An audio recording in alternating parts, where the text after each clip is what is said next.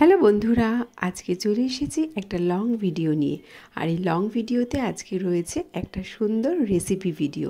এই যে দেখতে পাচ্ছ পায়েসটা, এই পায়েসটা আসলে হয়েছিল লাউ দিয়ে। কারা কারা কালকে আমার ওই ভিডিওটাতে কমেন্ট করেছিলে যে আমি লাউ দিয়ে কি বানাচ্ছি, অনেকের মধ্যেই এই প্রশ্নটাই মাথায় এসেছিল। লাউ দিয়ে তো নর্মালি লাউ ঘন্টই হয়ে থাকে বা লাউ দিয়ে ডাল হয়ে থাকে, কিন্তু আমরা এখানে বানিয়েছি লাউ দিয়ে পায়েস। কারা কারা খেয়েছো আমি জানি না, যারা খেয়েছো অবশ্যই একটু কমেন্টে আমাকে কিন্তু জানাতে ভুলো না। তো লাউ দিয়ে পায়েসটা করার রেসিপিটাই তোমাদেরকে আমি দেখানোর চেষ্টা করছি। প্রথমে লাউটাকে দেখো, এই যে ঘষুনিগুলো থাকে তার মধ্যে ঘষে এরকমভাবে ঝিরিঝিরি করে নিয়েছিলাম। তার মধ্যে ওটাকে এবার নেওয়া হয়েছিল সেদ্ধ করার জন্য। আর সেদ্ধ করার পর ওটাকে রেখে দেওয়া হয়েছিল জল ঝরানোর জন্য।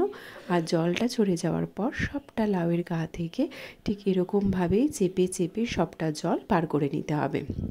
আর এই রেসিপিটা কিন্তু আমাদের দিদার হাতেই ফার্স্ট খাওয়া, আর এখানে বাড়িতে করেছিল মা।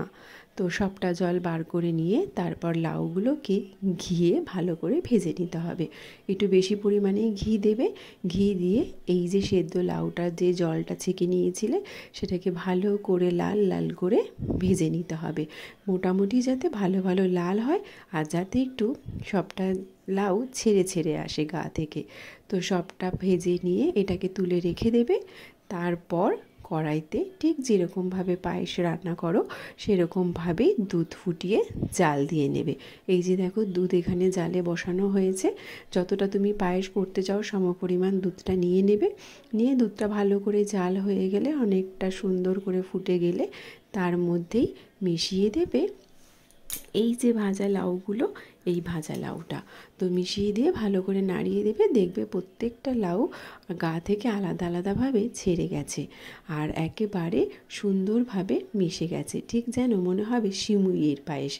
আর যেহেতু এখন শীতকাল, গুড়ের সিজন, তাই আমাদের বাড়িতে এটা হয়েছিল গুড় দিয়ে। তো এখানে দেওয়া হয়েছিল স্বাদ মতন গুড়। আর মা কী করেছিল, এই পায়েসটার মধ্যেই একটু গাঢ় গাঢ় ভাব আনার জন্য ময়দা সামান্য পরিমাণ দুধের মধ্যে গুলে এটার মধ্যে মিশিয়ে দিয়েছিল, যাতে এটার থিকনেসটা আরও বেশি ভালো হয়। এই যে দেখো ময়দাটা গোলাচ্ছে, চাইলে তোমরা এখানে চালের গুঁড়ো দিয়েও এই জিনিসটা দিতে পারো। তো এটাকে গুলে দিয়ে পায়েসের মধ্যে মিশিয়ে দিয়ে কিছুক্ষণ নাড়াচাড়া করলে রেডি হয়ে যায় লাউয়ের পায়েস। খেতে কিন্তু দারুণ। তোমরা একটু বাড়িতে ট্রাই করে দেখো। যারা কোনো দিনও খাওনি তারা হয়তো দেখে ভাববে যে লাউ দিয়ে পায়েস, এটা আবার খেতে কেমন হবে। তবে আমি অবশ্যই বলবো একবার ট্রাই করে দেখো, খেতে কিন্তু ভালোই লাগবে। ভিডিওটা ভালো লাগলে একটু কমেন্ট করে আমার পাশে থেকো। টাটা।